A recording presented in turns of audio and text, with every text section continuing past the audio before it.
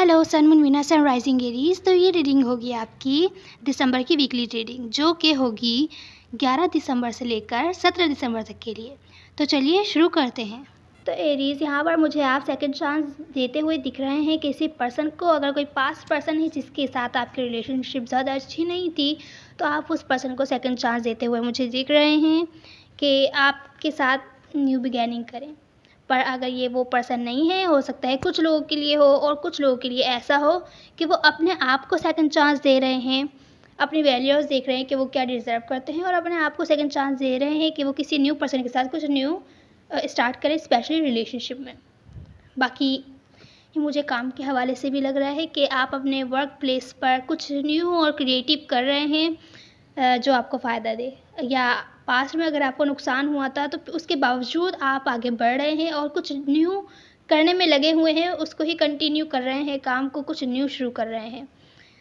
आपने हिम्मत नहीं हारी है। और यहाँ पर मुझे आउटकम में, ये भले रिलेशनशिप हो या तो फिर ये वर्क से रिलेटेड सिचुएशन हो सकता है मनी ज़ाया हो। अगर वर्क से रिलेटेड सिचुएशन है तो हो सकता है आप इतनी ज़्यादा मेहनत ना कर सकें, पर मुझे आउटकम अच्छा दिख रहा है कि आप लोगों का जो भी फाउंडेशन आप बना रहे हैं अपने लिए, भले रिलेशनशिप से रिलेटेड हो या तो फिर आपके वर्क सिचुएशन से रिलेटेड हो, फाउंडेशन मुझे स्ट्रॉन्ग और मजबूत बनता हुआ दिख रहा है। यहाँ मुझे मैरिज वगैरह दिख रही है, या कोई स्ट्रॉन्ग कनेक्शन। अगर मैरिज नहीं है पॉसिबल तो कोई स्ट्रॉन्ग कनेक्शन वगैरह हो सकता है।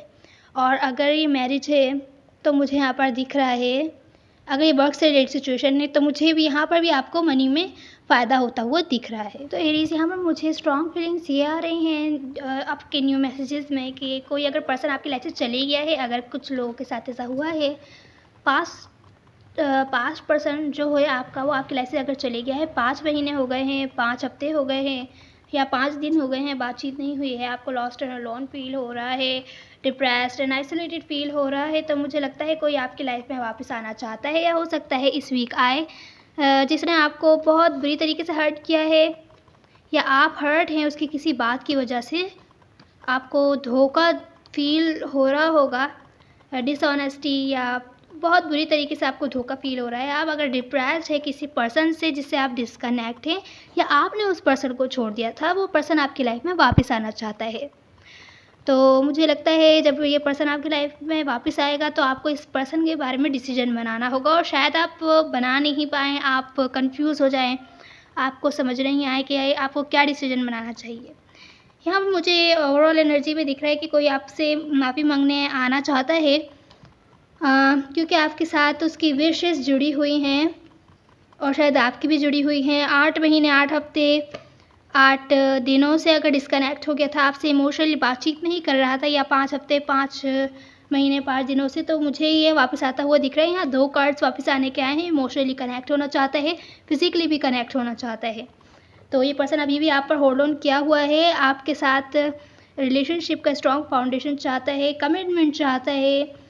और तो ये है आपके मैसेजेस। तो और वर्क से रिलेटेड सिचुएशन में मुझे दिख रहा है कि हो सकता है इस वीक आप बहुत से पैसे किसी चीज़ पर ख़र्च कर दें। कोई भी चीज़ हो सकती है, तो अपने पॉकेट ज़रा देख कर रखिए कि आप कितना खर्च कर रहे हैं, कितना नहीं। आप किसी चीज़ पर, किसी पर्सन पर, किसी इवेंट पर बहुत से पैसे अपने लगा सकते हैं बिना सोचे समझे, तो यहाँ देखभाल के खर्च कीजिएगा।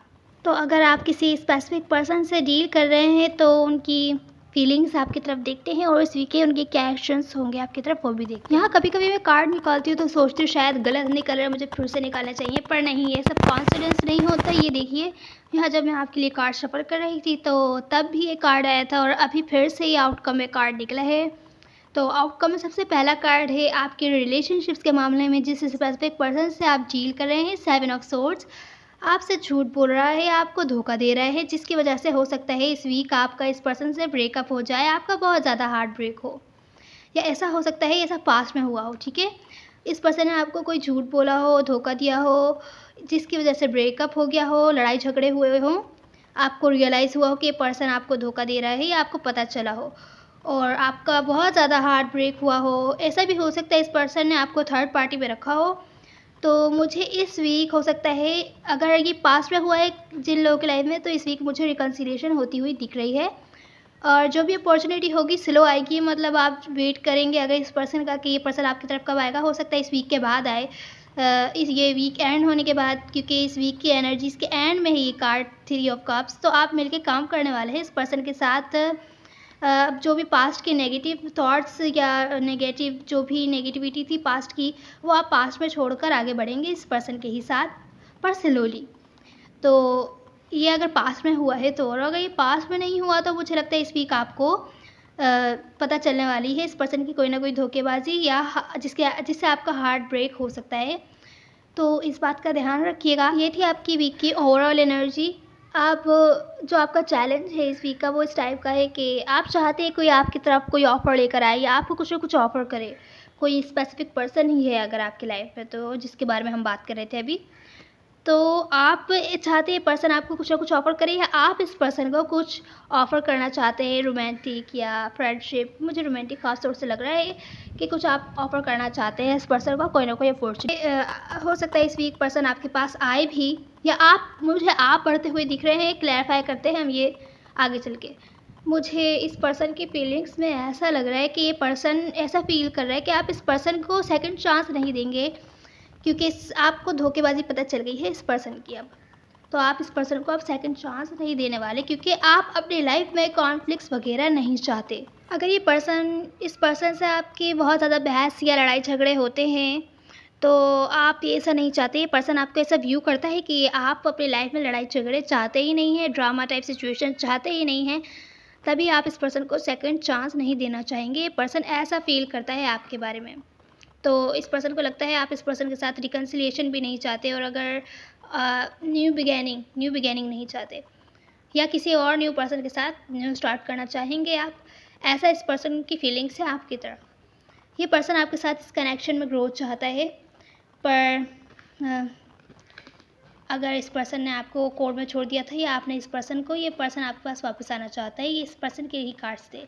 तो मुझे यहाँ पे दिख रहा है कि आप इस पर्सन को अटेंशन नहीं देना चाहते, आप सिचुएशन से भाग रहे हैं, या तो फिर आपकी फीलिंग्स में कि आप अटेंशन नहीं देना चाहते इस पर्सन को, या आप और इस सिचुएशन से डील नहीं करना चाहते। आप बहुत ज़्यादा नाराज़ हैं, गुस्सा हैं इस पर्सन से, क्योंकि इस पर्सन ने आपको धोखा दिया है पास्ट में। ये चीज़ आपको बहुत ज़्यादा स्ट्रेस फील करवा रही है, और शायद आप इस पर्सन की तरफ जो ऑफ़र लेकर जाना चाहते हैं, हो सकता है आप किसी न्यू पर्सन से ऑफ़र चाहते हो जिसके साथ ये सारी जो मामलात हैं वो ना हुए हों, या अगर इस पर्सन की तरफ भी जाना चाहते हैं क्योंकि आप बहुत ही डीप कनेक्शन इस पर्सन के साथ फ़ील करते हैं, तो मुझे लगता है कि आप पास्ट में जो कुछ भी हुआ, इस पर्सन ने अगर आपको धोखा दिया है, वो सब सबक लेकर जो आपने सीखा अपनी लाइफ के साथ आगे बढ़ रहे हैं। या अगर इस पर्सन के साथ भी आगे बढ़ना चाहते हैं, तो आप देखना चाहते हैं कि आपने कुछ सीखा कि नहीं,